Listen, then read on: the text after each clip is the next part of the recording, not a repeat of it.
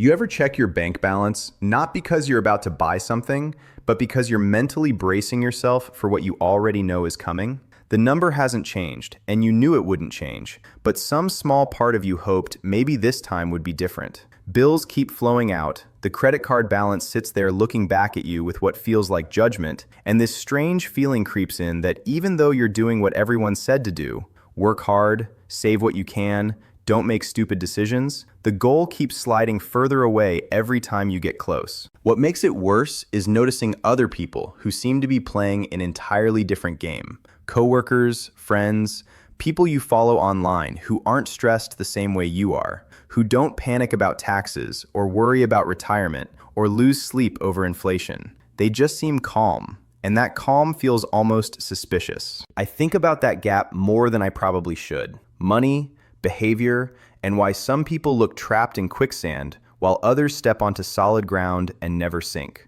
Sometimes that curiosity is intellectual, but most of the time it's deeply personal, because I've felt both sides of it. Which brings me to Tim. Not a celebrity, not a tech founder, didn't invent anything or inherit wealth from a distant relative. For most of his adult life, Tim looked painfully ordinary. Salary, mortgage, taxes, stress. And then something shifted. Not overnight and not with some viral hustle gimmick, but with a framework that sounds almost too simple when you first hear it. Buy, borrow, die. At first it sounds like a slogan for people who already have money, maybe even a scam. But the deeper you look, the more unsettling the realization becomes. What if the rules you've been following aren't the rules that actually create freedom? And what if Tim's journey quietly proves that? Let's get into it. Part 1. Tim's normal life. The trap most people don't see. Tim did everything the way you're supposed to.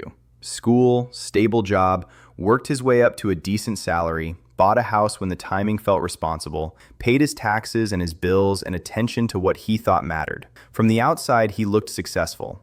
But inside, it felt like running on a treadmill that sped up a little more every single year. Raises came, and so did higher taxes. Home equity climbed, and so did the cost of maintaining everything. Savings grew, and inflation quietly chewed away at what that growth actually meant. The worst part was that he couldn't put his finger on what was wrong. Nothing was broken enough to justify fixing it, and that's the trap most people live in. When you're drowning, you know it.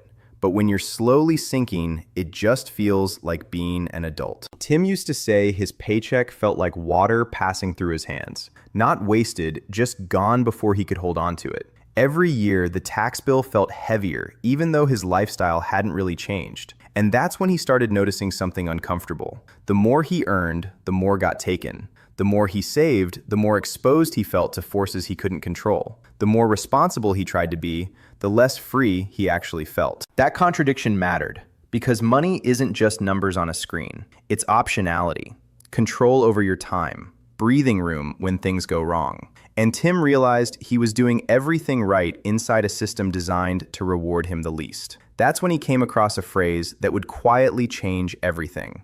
Buy, borrow, die. Part 2. Why buy doesn't mean what you think it means. When Tim first heard the word buy, he assumed it meant consumption. Houses, cars, the stuff you accumulate. Turns out it doesn't mean that at all. Buy, in this framework, means acquiring assets that produce value over time. Things that grow or generate income, or ideally both, at once. That realization hit Tim harder than he expected, because he'd been buying liabilities and calling them milestones. The house was appreciating, sure, but it also got taxed and insured and maintained and tied him emotionally to one place. The car was necessary but losing value every month. The savings account felt safe and was slowly shrinking in real terms. So Tim reframed the question. Instead of asking what he could afford, he started asking what he could own that would work while he slept. That's when he started small, almost boringly small. A rental property with conservative numbers, a handful of dividend-paying equities, and later some exposure to private investments he barely understood at first. Nothing flashy, nothing worth posting about online. But something changed immediately. His money stopped sitting still, and even when he wasn't earning more from his job, his net worth began to move. Slowly, quietly, almost invisibly at first. And that matters because most people think wealth comes from income, when the truth is that income feeds wealth and assets create it. Tim didn't get rich by buying more. He became free by buying differently. Part 3. The borrowing myth, and why debt isn't the villain.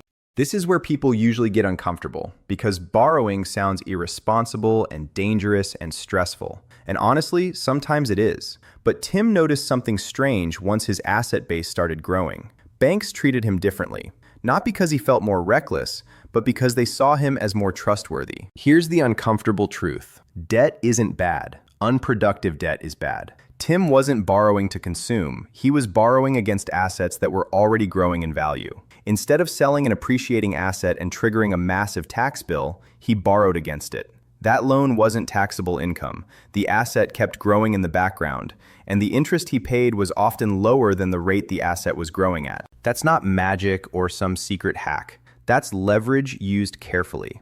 And Tim realized something important. The system penalizes earned income, tolerates investment income, and rewards asset-backed borrowing. Most people never experience that third category because they never own assets large enough to borrow against. So they stay stuck paying taxes on every dollar they earn, every bonus, every raise that feels like progress but gets cut down before it reaches their hand. Tim stepped into a different lane, not because he was smarter than everyone else, but because he changed the game he was playing. Part 4.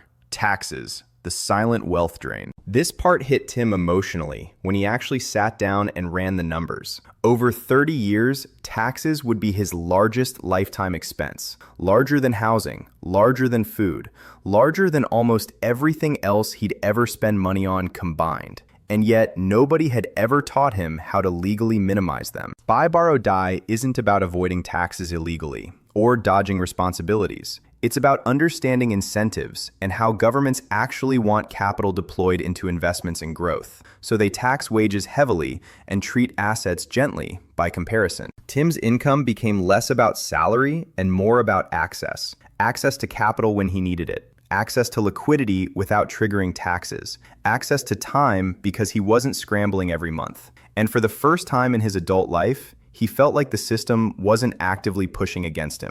Part 5. The die part. Morbid, but crucial. This is the part nobody likes talking about, but it matters more than people think. When Tim learned that many assets reset their tax basis upon death, it reframed everything he thought he knew about long-term planning.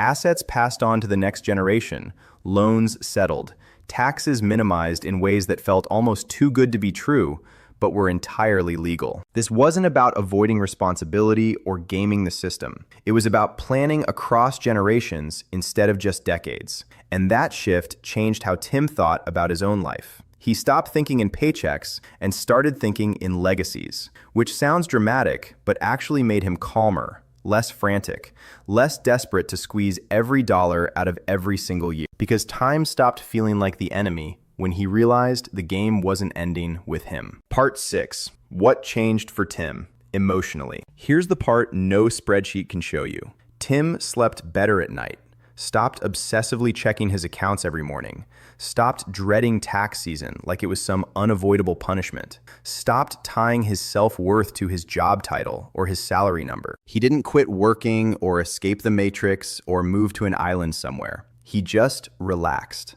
And that might be the most underrated form of wealth there is. Not the number in the account, but the feeling that you're not constantly fighting just to stay in place. Part 7. What this means for you without the fantasy. This isn't a shortcut, and you don't wake up tomorrow and buy, borrow, die your way into financial freedom like flipping a switch. But you can start asking better questions that actually lead somewhere. Am I buying assets or just milestones that look good on paper? Am I optimizing for income or ownership? Am I playing a short game that burns me out or a long one that builds something real? Tim didn't become free by earning more money. He became free by thinking differently about the money he already had. So does buy, borrow, die really set you free? Not automatically, not instantly, and definitely not if you treat it like a slogan instead of a framework you actually understand and apply carefully. What it did for Tim was quieter than that, and maybe more powerful. It shifted how he saw money, how he measured progress, how he defined what success even meant in the first place. He stopped asking how much he made and started asking how much control he had over his time. And that's the question most people never get around to asking until it's almost too late to do anything about it. You don't need to be rich to start thinking this way. You don't need perfect timing or insider knowledge or connections to people who already figured it out. You just need to realize that the rules you were taught were designed for stability, not freedom. And stability is comfortable. It feels safe. But freedom is something you have to build on purpose. If this video does nothing else, I hope it gets you to pause the treadmill for a second. Look around at what you're actually doing with your money and your time and your energy, and ask whether the game you're playing is actually the one you want to win. Because Tim didn't escape life, or stop working, or find some cheat code that made everything easy. He redesigned how he thought about money, quietly, patiently, deliberately. And that might be the most realistic version of financial freedom there is.